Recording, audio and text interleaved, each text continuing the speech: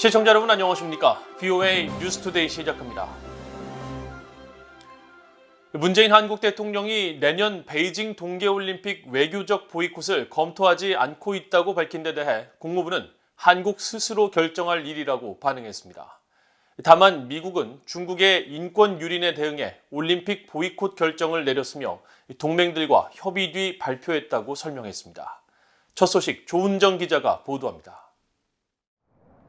잘리나 포터 국무부 수석 부대변인은 13일 전화브리핑에서 베이징 동계올림픽에 대한 외교적 보이콧 결정 이후 한국의 문재인 대통령이 호주를 방문해 스콧 모리슨 총리와 정상회담을 한 뒤 공동 기자회견에서 한국 정부는 검토하지 않고 있다고 밝힌 것과 관련한 질문을 받고 그런 결정은 미국이 다른 나라 정부를 대신해 내릴 사안이 아니라면서 이같이 답했습니다. What I would say is that the South Korean president's decision on their participation in the Olympics is theirs to make. It's not for the U.S. or any other government to make for themselves. 포터 수석 부대변인은 그러면서 미국도 스스로 결정을 내렸고 백악관은 그런 결정을 발표하기 전에 외교 절차에 따라 동맹 그리고 파트너들과 협의를 했다면서 외교적 보이콧의 배경은 중국의 인권 유린과 잔악행위 때문이라는 점을 재확인했습니다. We've also made this decision based on the PRC's egregious human rights abuses and atrocities in Xinjiang. And we've also consulted with and informed our allies and partners of this decision, and that's how this process has worked. 종전선언과 관련해 문 대통령이 미국과 중국, 북한이 모두 원론적인, 원칙적인 찬성 입장을 밝혔으며 다만 북한이 미국의 대북 적대 정책을 근본적으로 철회하는 것을 선결 조건으로 요구해 아직 대화에 들어가지 못하고 있다고 말한 데 대한 질문에는 미국 정부의 기본적인 대북 정책 입장을 다시 강조했습니다. We remain committed to achieving a lasting peace on the Korean Peninsula through dialogue and diplomacy with the DPRK. And to that end, of course, we'll seek to engage with the DPRK as a part of a calibrated and practical approach in order to make more tangible progress that increases the security of not only the United States, but as well as our allies and our deployed forces. 포터 부대변인은 또 미국은 북한에 대해 어떤 적대적인 의도도 없으며 북한과 전제 조건 없이 만날 준비가 돼 있다고 밝혔습니다. 그러면서 북한은 미국의 제안에 긍정적으로 반응하기를 바란다며 바이든 행정부 출범 후 일관되게 밝혀온 입장을 재확인했습니다. VOA 뉴스 조은정입니다. 미국 국방부는 북한의 비핵화를 위한 외교 노력을 계속 지지하고 있으며 군사적 준비 태세 유지를 위해 노력해 나갈 것이라고 미국 국방부 대변인이 밝혔습니다. 존 커비 국방부 대변인은 13일 정례 브리핑에서 한국의 문재인 정부가 적극 추진하고 있는 종전선언과 관련한 질문에 관련 논의는 주무부서인 국무부의 소관이라면서도 미국 국방부는 북한의 비핵화를 위한 외교적 조치와 노력을 계속 지지하고 있다고 말했습니다. 그러면서 국방부는 여전히 그것이 올바른 길이라고 믿고 있다며 동시에 적절한 수준의 군사적 준비 태세를 유지하기 위해 계속 노력해 나갈 것이라고 강조했습니다. 한편 커비 대변인은 미한 군 당국 간 전시작전 통제권 전환 논의와 관련한 질문에 대해서는 미한 양국 국방장관이 지난 여름 협의를 통해 미래 연합사령부의 완전 운용 능력 평가 FOC 검증을 거친 뒤 향후 진행 상황을 논의하고 재평가하기로 합의했다는 사실을 거듭 상기시키면서 현재로서 새롭게 추가된 내용은 없다고 밝혔습니다. 북한과 이란의 탄도미사일 공격 등에 대비하기 위한 탄도미사일 방어 프로그램을 갖춘 이지스함 증설 계획과 관련해 미국 의회가 검토해야 할 요소가 여전히 많다고 의회 조사국이 지적했습니다. 최근 상원과 하원 군사위원회는 이지스함의 탄도미사일 방어 프로그램 관련 일부 예산으로 16억 4,550만 달러를 책정했습니다. 이조은 기자가 전해드립니다. 미국 의회 조사국이 최근 갱신한 해군 이지스 탄도미사일 방어 프로그램 보고서입니다.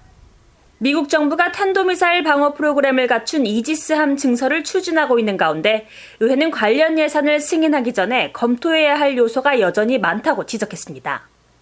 의회는 관련 예산 심의 과정에서 신종 코로나 바이러스 사태가 관련 활동의 집행에 미칠 영향부터 이지스함 탑재 탄도미사일 방어 프로그램이 적국의 대륙간 탄도미사일 ICBM 공격에서 미국 본토를 방어하는 데 어떤 역할을 해야 할지 등 검토해야 할 요소가 다양하다는 겁니다. 앞서 지난 2018년 미국 해군은 탄도미사일 방어 프로그램을 갖춘 이지스함을 2023년까지 60척으로 늘릴 예정이라고 밝힌 바 있습니다. 현재 탄도미사일 방어 역량을 갖춘 미국 해군의 이지스함은 48척입니다. 탄도미사일 방어 프로그램이 탑재된 미국의 이지스함은 북한이나 이란 같은 적국의 탄도미사일 공격에 대한 영내 방어를 위해 서태평양 지역과 페르시아만 유럽 해상 일대에서 운용되고 있습니다. 의회 조사국 보고서에 따르면 이지스함의 탄도미사일 방어 시스템은 원래 주로 전구 범위의 단거리, 중거리, 중장거리 탄도미사일을 요격하도록 설계됐습니다.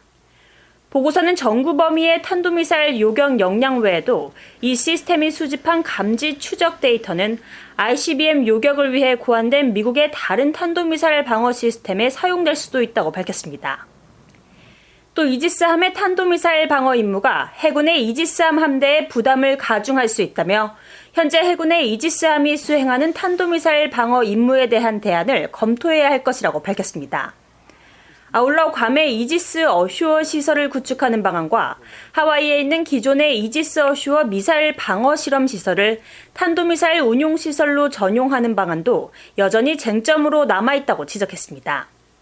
이지스 어슈어는 이지스함에 탑재된 요격 미사일과 고성능 레이더를 지상에 배치하는 탄도미사일 방어 시스템입니다. 상원과 하원 군사위가 최근 합의한 새 국방수권 법안에 따르면 이지스함의 탄도미사일 방어 시스템 관련 일부 예산은 미사일 방어청이 의회에 요청한 16억 4,790만 달러보다 조금 낮은 16억 4,550만 달러로 책정됐습니다. 상하원 군사위는 그러면서 미국 해군의 이지스함에 탑재된 레이더와 요격 미사일에 현재와 미래 대공미사일 위협 대응 역량과 개선 방안을 담은 평가 보고서를 제출하도록 했습니다. VA 뉴스 이존입니다. 일본 정부가 북한 인권 침해 문제 인식 주간을 맞아 북한 정권에 의한 일본인 납북자 문제를 다루는 국제 회의를 개최하고 북한 납치 문제 해결이 일본 정부의 최우선 해결 과제라고 강조했습니다. 일본 정부 대변인이자 납치 문제 담당상을 겸임하고 있는 마츠노 히로카즈 일본 관방장관은 11일 납치 문제 해결을 위한 국제 협력을 주제로 열린 국제 심포지엄에서 북한에 의한 일본인 납치 피해 문제는 일본의 주권과 국민의 생명이 직결된 중대한 문제라면서 이같이 밝혔습니다. 그러면서 북한의 납치 문제 해결은 기시다 후미오 총리 내각의 가장 중요한 과제라며 납치 피해자 전원을 하루라도 빨리 귀국시킬 수 있도록 모든 노력을 기울일 것이며 이를 위해 기시다 총리가 김정은 북한 국무위원장과 조건 없이 만날 의향이 있다는 점을 거듭 강조했습니다. 1977년 북한에 의해 납치된 요코타 메구미 씨의 남동생 요코타 타쿠야 씨는 이날 회의에서 가족들의 한결같은 요구는 모든 납치 피해자들의 즉각적인 귀환이라면서 이를 위해 국제사회와 계속 협력하고 목소리를 높일 것이며 북한이 납치 피해자들을 송환한다면 일본과 밝은 미래와 평화를 이룰 수 있는 만큼 김 위원장의 용감한 결정을 기대한다고 밝혔습니다. 유엔 인구기금은 13일 공개한 인도주의 활동 2022년 개요 보고서를 통해 내년에 전 세계 61개국 산모 등 여성과 어린이 5,450만 명을 돕기 위해 8억 3,500만 달러가 필요하다고 밝혔습니다. 유엔 인구기금은 특히 이 가운데 북한에는 200만 달러가 필요하며 대북 지원에 필요한 200만 달러 가운데 65%에 해당하는 130만 6,700달러를 확보했다고 밝혔습니다. 유엔 인구기금은 산모의 안전하고 건강한 출산을 지원하고 아동과 청소년의 잠재력 개발을 촉진하기 위한 유엔 기구로 북한에서는 지난 1985년부터 활동을 시작했으며 지난 10월 보고서에서는 북한의 고령화 문제 해결 등 정책 개발 정보 제공과 출산 보건 기준 이행, 주요 물자와 장비, 교육 제공을 해왔다고 밝힌 바 있습니다.